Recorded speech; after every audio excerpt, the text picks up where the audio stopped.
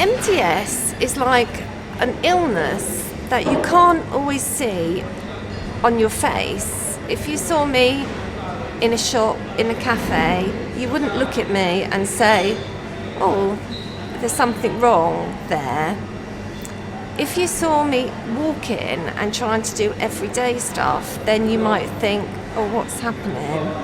And I think it's just a confusing disease because there's so many different types, so many different treatments available to people. And if you say MDS to someone, they don't really know what that is.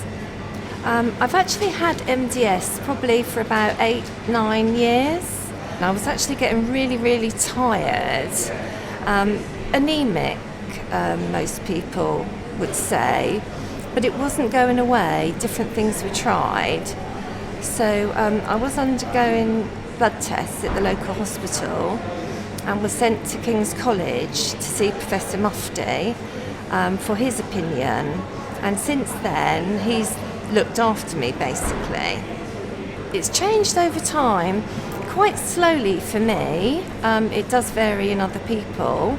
The tiredness gets more and more.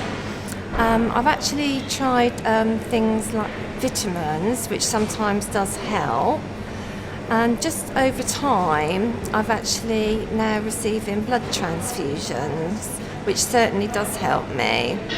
You feel pretty frustrated in one way because things that you used to do and take for granted, like going shopping, you can't actually do that so much anymore. Instead of going down one side of the high street, you only want to go in one shop, maybe, and sometimes that's enough because when you're walking, it makes you feel tired.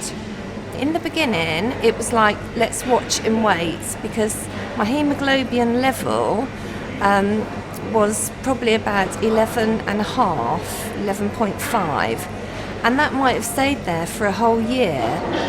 And that meant I was okay, I could manage. And then suddenly, it was creeping down, and then creeping down. So that's what we call watch and wait. My hemoglobin currently is 8.7. That was last week. So today I'm expecting it to be lower. So I know tomorrow I'm definitely going to be having a transfusion, which will perk me up. I've been coming to clinic every 2 months.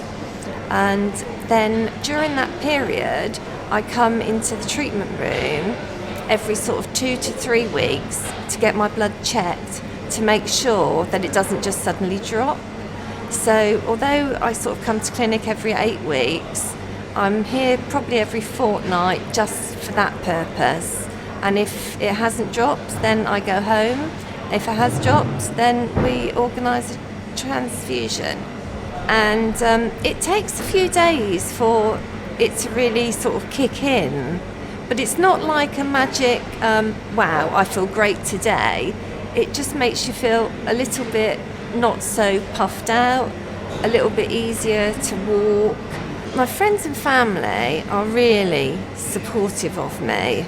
I think they put up with quite a lot because I know I can't do things that I used to do.